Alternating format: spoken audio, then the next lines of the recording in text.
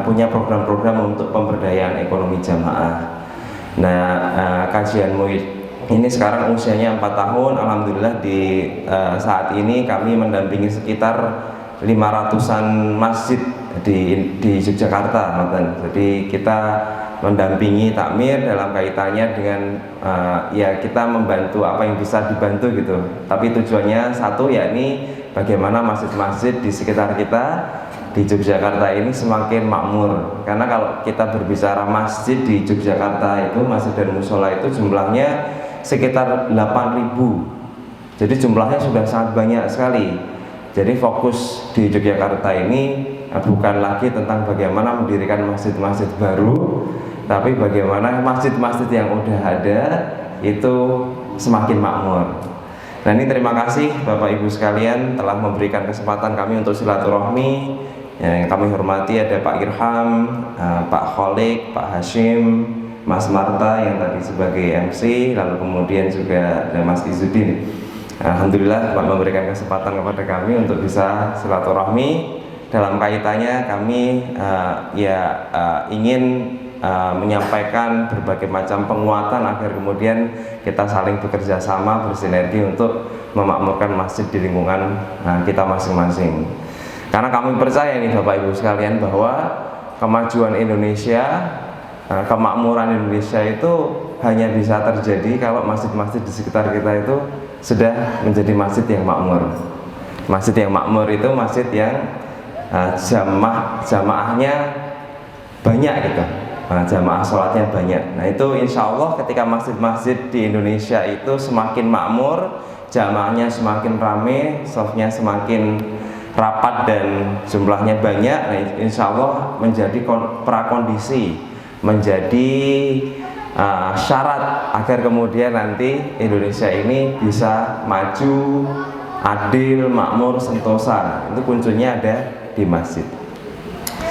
Nah, pemahaman kami ini diilhami Bapak Ibu sekalian dengan salah satu ayat yang ada di Al-Quran, di surat Al-A'raf ayat 96. A'udzubillahi minasyaitonirrajim. Walau anna ahlal qura amanu wattaqau lafatahna 'alaihim barakatim minas sama'i wal ardh. Ya. Jadi di ayat ini Bapak Ibu sekalian ada beberapa hal yang menarik. Pertama, di situ ada kata walau anna ahlal qura. Apabila penduduk suatu negeri atau suatu kampung gitu.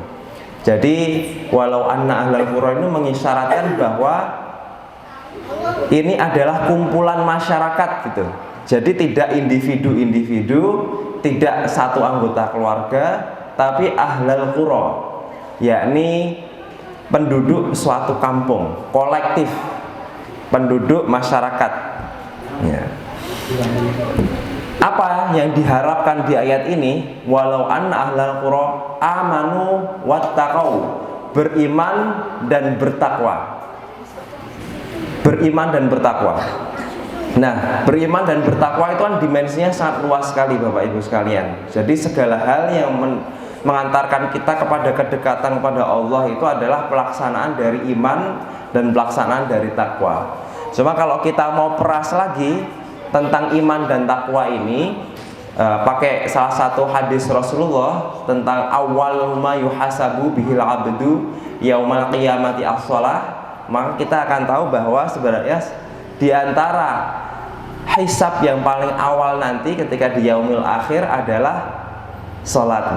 Hisab yang pertama-tama dilakukan di yaumil akhir nanti adalah bagaimana mengetahui kualitas sholat kita. Nah, jadi iman dan takwa ini kalau mau diperas lagi, intisarinya adalah yang paling utama adalah bagaimana kita ini sholat, bagaimana kita ini menegakkan sholat. Nah, menegakkan sholat ini kalau dihubungkan tadi dengan ahlal qura atau dengan kelompok masyarakat, tentu indikasinya itu bukan tentang sholat di rumah masing-masing gitu, tapi bagaimana infrastruktur keimanan di kampung tersebut. Infrastruktur keimanan itu adalah masjid ini, karena masjid ini adalah tempat ibadah.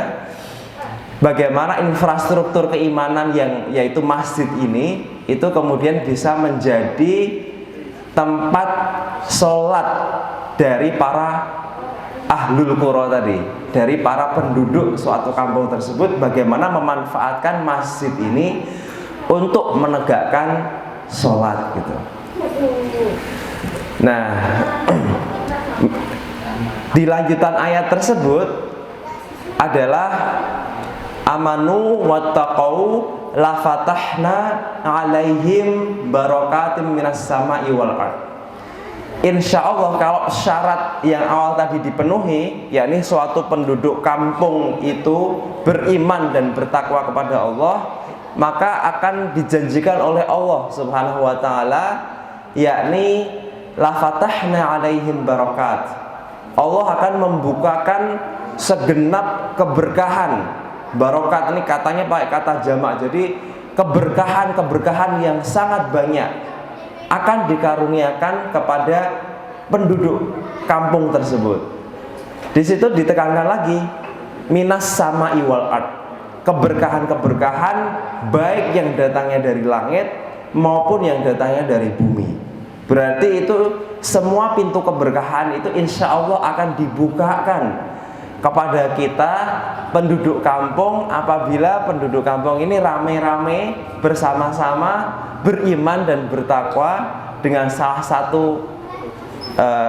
satu indikasinya adalah bagaimana penduduk kampung ini meramaikan masjid, memakmurkan masjid untuk bisa bersama-sama menegakkan sholat. Nah Bapak Ibu sekalian, keberkahan itu apa sebenarnya? Keberkahan itu intinya adalah membuat hidup kita ini semakin tenang, semakin bahagia, dan dengan hal yang kita miliki itu mengantarkan kita kepada kecintaan kepada Allah Subhanahu wa taala gitu. Jadi keberkahan ini luar biasa sekali nanti. Bisa saja dengan keberkahan ini anak-anak kita itu semakin soleh-solehah gitu. Gimana ketika belajar itu kemudian menjadi ilmu dan ilmunya bisa diamalkan. Atau yang berkehidupan rumah tangga, keluarganya jadi rukun. Atau yang biasanya sakit-sakitnya diangkat oleh Allah Subhanahu wa taala, diberikan kesembuhan. Atau bisa jadi dengan keberkahan ini anak muda di sekitar sini yang awalnya mungkin tidak memiliki pekerjaan atau tidak memiliki keterampilan untuk berusaha, kemudian Allah mudahkan untuk berusaha ataupun bisa bekerja gitu. Dan tentunya dengan keberkahan ini membuat semangat kita untuk beramal soleh, semangat kita itu untuk berbuat baik itu akan semakin kokoh, semakin mantap, dan itu akan kemudian mendatangkan keberkahan-keberkahan berikutnya. Tapi yang jelas keberkahan ini adalah yang kita harapkan. Jadi ketika kita melakukan sesuatu, kita mengharapkan ridho Allah Subhanahu wa taala, dan dengan itu Allah kita harapkan menurunkan keberkahan dalam kehidupan kita. Nah insya Allah hidup yang berkah itu adalah hidup yang dibersamai oleh Allah, yang dibantu oleh Allah, sehingga hidup kita akan terasa lebih ringan, terasa lebih mudah. Walaupun pasti tetap akan ada ujian-ujian, tetapi ketika kita diberikan ujian tapi dibersamai oleh Allah, dibantu oleh Allah, maka insya Allah kita bisa menjalani setiap ujian dalam kehidupan kita ini dengan sebaik-baiknya. Itulah yang kami sebut tadi Bapak Ibu sekalian, bahwa Indonesia ini bisa menjadi negara yang barokah, yang insya Allah akan memiliki kebaikan-kebaikan yang banyak, adalah ketika menjalankan apa yang ada di ayat tersebut, bahwa ahlul qura, penduduk suatu negeri, yakni masyarakat Indonesia ini, amanu wattaqau, berbondong-bondong mengokohkan keimanan dan ketakwaan, dengan diantaranya memakmurkan masjid-masjid yang ada di sekitarnya. Insya Allah ketika menjalankan dua hal ini secara kolektif, beriman dan bertakwa, insya Allah akan mendatangkan keberkahan-keberkahan untuk Indonesia. Dan ini merupakan janji Allah, yang Allah itu adalah sebaik-baik penempat janji. Nah saya biasanya mengistilahkan ini Bapak Ibu sekalian. Ini misalnya saya ada kunci, itu kalau saya lepas, Nah ini kalau saya lepas ya, nah pasti turun ke bawah. Kenapa? Karena ada sebuah hukum yang namanya hukum gravitasi, adalah bagian dari sunnatullah. Hukum gravitasi itu adalah makhluk Allah. Hukum gravitasi itu adalah ciptaan Allah gitu. Nah ketika kita aja percaya terhadap hukum gravitasi tersebut, padahal hukum gravitasi itu adalah makhluk, adalah ciptaan, makanya apabila yang berjanji itu adalah Allah, pencipta segala hal, termasuk hukum gravitasi tersebut, maka kita juga harus sangat yakin bahwa itu pasti ditepati oleh Allah Subhanahu wa Ta'ala. Sehingga ketika Allah tadi sudah berjanji bahwa apabila suatu penduduk kampung, suatu penduduk negeri beriman dan bertakwa kepada Allah Subhanahu wa Ta'ala, diantaranya dengan memakmurkan masjid, maka pasti kita harus yakin bahwa keberkahan itu akan menyelimuti, menaungi kehidupan kita gitu, Bapak Ibu sekalian. Nah, tadi kita sudah berbicara tentang masjid yang makmur gitu. Memang masjid yang makmur itu contohnya atau indikatornya seperti apa gitu. Nah, kita itu di setiap masjid itu pasti menyelenggarakan sholat Jumat setiap Jumatnya. Dan di sholat Jumat itu pasti insya Allah jamaahnya ramai. Nah itulah yang menjadi titik ukur jumlah jamaah yang maksimal di kampung tersebut itu adalah sebanyak jumlah jamaah sholat Jumat tersebut gitu. Artinya kalau sholat jamaah Jumat itu ada 15 shaf, berarti jumlah jamaah yang diharapkan ada di kampung tersebut itu adalah 15 shaf ini gitu. Nah itu adalah cara gampang untuk mengetahui tingkat kemakmuran masjid kita itu seperti apa. Artinya kalau misalnya ada jumlah jamaah sholat Jumat itu 10 shaf gitu misalnya, tapi di sholat jamaah kita itu baru misalnya 5 shaf, berarti tingkat kemakmuran kita itu 5 dibagi 10, berarti baru 50% gitu. Kalau sudah 6 shaf dari 10 shaf tadi, berarti sudah 60% gitu. Jadi itu cara mudah untuk melihat bagaimana kondisi kemakmuran masjid di kampung kita masing-masing. Nah, alhamdulillah di Masjid Istiqomah ini luar biasa sekali jumlah jamaahnya. Tidak hanya sekedar jumlah, tapi juga secara demografi ini luar biasa. Karena tidak hanya anak mudanya yang banyak, tapi juga anak-anak usia TK dan SD pun juga banyak. Nah ini alhamdulillah kita harus syukuri bersama. Tidak semua masjid di sekitar kita itu kayak Masjid Istiqomah ini, yang jamaahnya dari anak-anak, remaja, pemuda sampai yang sepuh-sepuh itu ada gitu. Karena di masjid-masjid yang lain, karena kami di Kajianmu kan program Semarak Subuh ini pergi dari satu masjid ke masjid yang lain, kami banyak melihat juga bahwa masjid-masjid itu masih banyak yang jamaahnya ya yang sepuh-sepuh aja gitu. Anak-anak enggak ada, remaja enggak ada, pemuda sedikit gitu. Nah itu maka ini harus kita syukuri bersama. Luar biasa dari Bapak Takmir, pemuda di Masjid Istiqomah ini dalam menggerakkan program-program kemakmuran masjid ini sudah harus disyukuri. Alhamdulillahirabbil alamin. Nah ini berarti sudah punya modal yang sangat bagus Bapak Ibu sekalian di Masjid Istiqomah ini. Nah tinggal bagaimana menjalankannya lagi. Pokoknya yang penting istiqomah, insya Allah nanti akan dimudahkan oleh Allah dalam upaya memakmurkan masjid di sini gitu.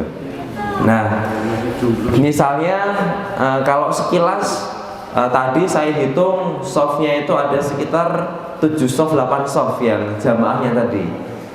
Nah dari total shaf mungkin sekitar 12 sampai 14 mungkin ya. Jadi sebenarnya ini sudah sebuah modal yang bagus. Artinya sudah di atas 50% ini kemakmuran di Masjid Istiqomah. Yang mudah juga Bapak Ibu sekalian melihatnya adalah di jamaah sholat subuh. Karena jamaah sholat subuh ini itu biasanya warga penduduk kampung tersebut biasanya ya bermalam di kampung tersebut, sehingga sebenarnya bisa sholat jamaah di masjid. Karena kalau sholat duhur itu biasanya sholat di tempat kerja atau tempat kuliah masing-masing gitu. Sholat asar kadang-kadang juga belum pulang atau masih di jalan. Nah, cuma kalau sholat subuh itu hampir pasti penduduk kampung tersebut ya tinggalnya di kampung itu, bermalam di kampung itu, sehingga sebenarnya bisa sholat jamaah subuh di masjid tersebut.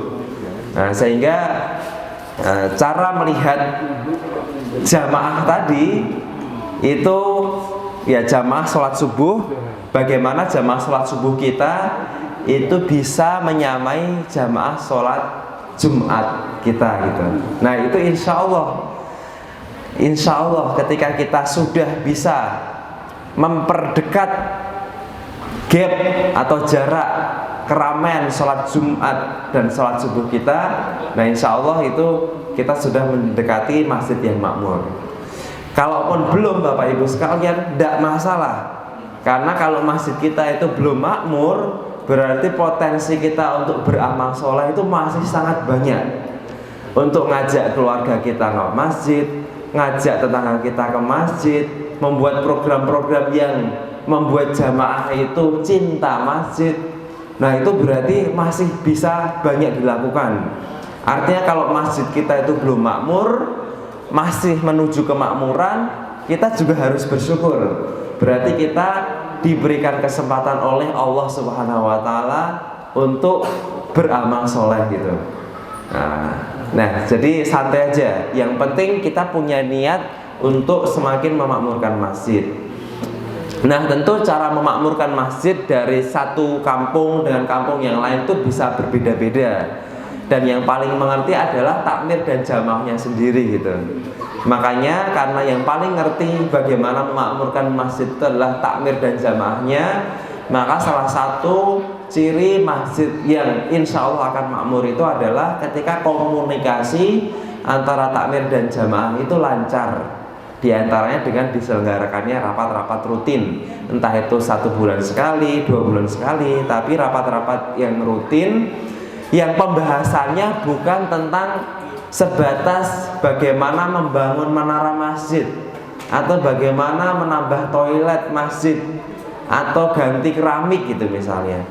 Nah, itu paling banyak itu masjid-masjid rapat ketika mau ada pembangunan infrastruktur. Nah, itu bagus, tapi belum cukup, karena inti masjid makmur itu bukan yang menaranya paling tinggi atau keramiknya paling mengkilat, tapi adalah bagaimana masjidnya jumlah jamaahnya itu yang rame. Nah, itu masjid makmur itu cirinya itu masjid yang jamaahnya rame. Oleh karena itu ketika rapat-rapat yang paling pokok untuk dibahas adalah menggali aspirasi dari anggota takmir maupun dari anggota jamaah, kira-kira apa ya yang bisa dilakukan lagi di masjid ini agar kalau sekarang ini jamaah subuhnya itu baru 6 shaf bisa 8 shaf bulan depannya, lalu tahun depannya bisa menjadi 10 shaf gitu. Nah, itu menjadi inti pembahasan dari rapat-rapat yang ada di takmir masjid gitu. Nah, sehingga insya Allah ketika kita ini antara jamaah, takmir, pemuda itu berkumpul bersama-sama membahas tentang kemasjidan ini, insya Allah Allah akan memberikan petunjuknya kepada kita, kita akan diberikan ilmu, diberikan petunjuk, dan diberikan kemudahan bagaimana agar kita bisa memakmurkan masjid. Yang penting kita punya niat, punya ikhtiar dengan cara rapat tadi rutin, insya Allah hasilnya itu akan diberikan petunjuk oleh Allah Subhanahu wa taala. Tentu kalau Masjid Istiqomah ini semakin makmur, jamaahnya, penduduk sekitar akan semakin barokah dan bisa menjadi teladan bagi masjid-masjid di sekitar sini. Jadi kalau masjid Istiqomah makmur, insya Allah menjadi teladan bagi masjid-masjid di Tegalrejo agar makmur. Di Masjid Tegalrejo itu makmur, insya Allah akan menjadi inspirasi bagi masjid-masjid di kota Yogyakarta ini semakin makmur. Begitu juga ketika masjid di kota Yogyakarta, masjid-masjid di yang lain akan meneladani apa yang ada di masjid Yogyakarta. Dan insya Allah ketika masjid-masjid sejumlah 8.000 masjid di Yogyakarta ini semakin makmur, insya Allah masjid-masjid dari seluruh penjuru Indonesia ini akan berlomba-lomba untuk semakin memakmurkan masjid. Dan insya Allah Indonesia ini akan menjadi negara yang makmur, Indonesia menjadi negara yang maju, sentosa, penduduknya bahagia, berkah dari Allah Subhanahu wa Ta'ala, karena kita sebagai masyarakat Indonesia yang punya 800.000 masjid dan musola ini memakmurkan rumah-rumah Allah gitu. Insya Allah kita tinggal menunggu kabar gembira, keajaiban dari Allah, berkah kita memakmurkan masjid-masjid di sekitar kita, insya Allah. Nah Bapak Ibu sekalian, dengan hal tersebut itulah kenapa kajianmu ini pengen menjadi mitra takmir agar punya program-program yang bisa mendukung kemakmuran masjid. Nah di antara program-program kajianmu itu diantaranya adalah Semarak Subuh. Kita berkeliling dari masjid satu ke masjid yang lain untuk melihat sebenarnya kita itu sudah siap maju atau belum. Kita itu masih lama atau tinggal sebentar lagi Indonesia ini maju gitu. Karena kalau kita melihat masjid-masjid kita itu sudah banyak yang makmur, insya Allah kemajuan Indonesia ini tinggal sebentar lagi gitu. Apakah kita sudah siap maju atau belum? Nah ini Semarak Subuh. Kita juga ada program Resik Masjid. Jadi program kita bersihkan masjid dari satu masjid ke masjid yang lain. Kita setiap hari membersihkan 2 masjid secara gratis. Nah secara total itu kami sudah melakukan pembersihan masjid sekitar 1.100 kali di Yogyakarta ini, di 500 masjid. Nah itu program yang kedua, Resik Masjid. Di luar program itu ada program-program yang lain juga, misalnya program pemberdayaan ekonomi jamaah. Jadi kami itu pengen menjadi mitra takmir. Biasanya di lingkungan masjid itu tidak semuanya masyarakat sudah berkecukupan, ada yang masyarakat yang belum berkecukupan atau butuh pendapatan tambahan. Dan kalau jamaah itu diperhatikan oleh masjid, insya Allah jamaah juga akan semangat dalam memakmurkan masjid. Makanya kajianmu itu juga punya program pemberdayaan ekonomi jamaah. Nah karena sekarang sudah teknologi informasi, sudah ada kemajuan teknologi, maka program pemberdayaan ekonominya juga pemberdayaan ekonomi yang menggunakan teknologi. Jadi bagi jamaah-jamaah yang memiliki HP, smartphone yang bisa untuk menginstal aplikasi, kajianmu mendampingi untuk agar anggota jamaah itu bisa menjadi reseller, atau intinya menjadi pengusaha kecil-kecilan gitu. Nah, yang bisa berjualan dengan HP-nya secara mudah. Nah ada salah satu jamaah itu namanya Pak Dian. Pak Dian itu petani, lulusan SMP, Bapak Ibu sekalian. Pak Dian itu lulusan SMP, sehari-hari dari pagi sampai petang itu ya ke sawah, ke kebun, garap sawah punya orang lain. Cuma tahun lalu karena ada COVID, sehingga anaknya itu harus belajar dari rumah, makanya anaknya butuh HP untuk belajar. Nah anaknya ini kemudian minta ke Pak Dian agar dibelikan HP. Nah Pak Dian karena petani nggak punya uang, sehingga ke counter HP beli HP-nya utang, pinjam gitu. Sepulang dari rumah Pak Dian ngomong sama HP-nya, kamu ini tak beli pakai hutangan, pakai uang utang, makanya kamu kamu harus bisa melunasi utangmu sendiri. Jadi Pak Dian ngomong sama HP-nya seperti itu. Ya. Nah, lalu kemudian dengan HP-nya Pak Dian kemudian kita dampingi masuk ke aplikasi Evermost yang jadi mitra kajianmu untuk kemudian berwirausaha dengan HP-nya tersebut. Nah, Pak Dian setelah pulang dari ladang malam hari gitu pakai HP-nya berjualan. Dan Pak Dian ini tidak hanya sekedar sukses jualan beberapa kali, tapi alhamdulillah belum sampai 1 tahun sudah bisa berjualan 100 kasur, omsetnya ratusan juta rupiah, sehingga tidak hanya keuntungannya cukup untuk bayar lunas HP-nya, tapi juga bisa nabung untuk kebutuhan keluarga. Nah, itu diantara Pak Dian yang kami dampingi gitu, Bapak Ibu sekalian. Nah, saat ini kajianmu punya dampingan anggota jamaah itu hampir 5.000 jamaah itu yang didampingi secara bisnis online, yang omset bulanannya dari jamaah-jamaah yang kami kami dampingi itu omsetnya sekian miliar rupiah gitu setiap bulannya. Nah, alhamdulillah itu diantara program bagaimana kajianmu bisa jamaah-jamaahnya itu semakin sejahtera dengan berwirausaha, lalu semakin semangat lagi dalam memakmurkan masjid di sekitarnya. Nah, itu diantara program yang lain. Tentu program-program yang lain macam-macam.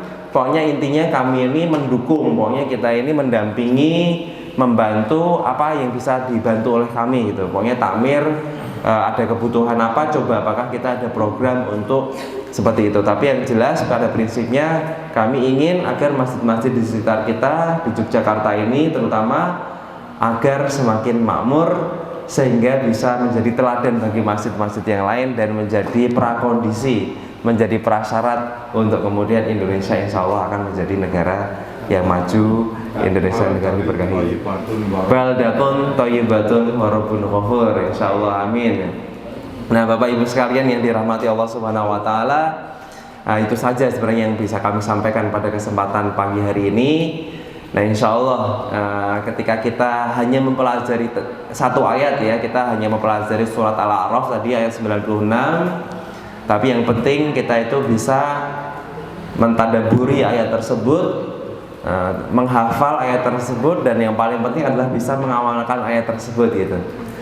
Kita nggak perlu punya ambisi besar untuk kemudian mengamalkan semua ayat di dalam Al-Quran, karena itu hampir tidak mungkin gitu.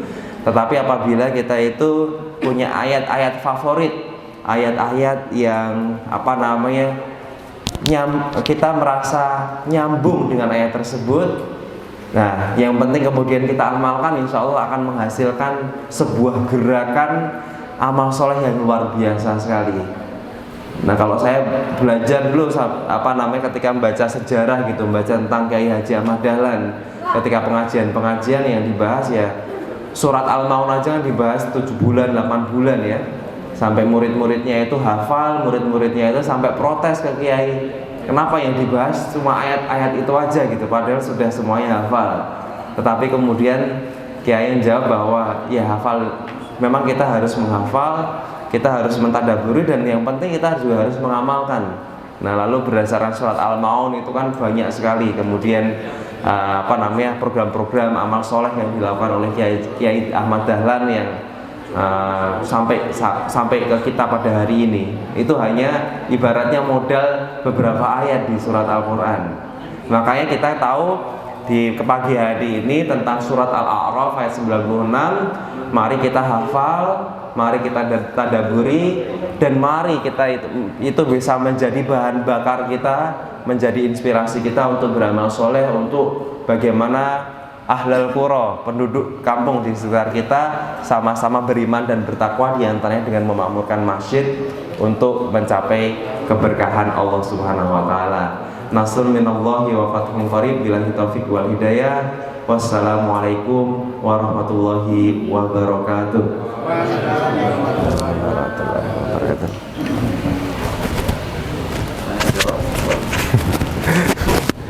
Oke, tersebut.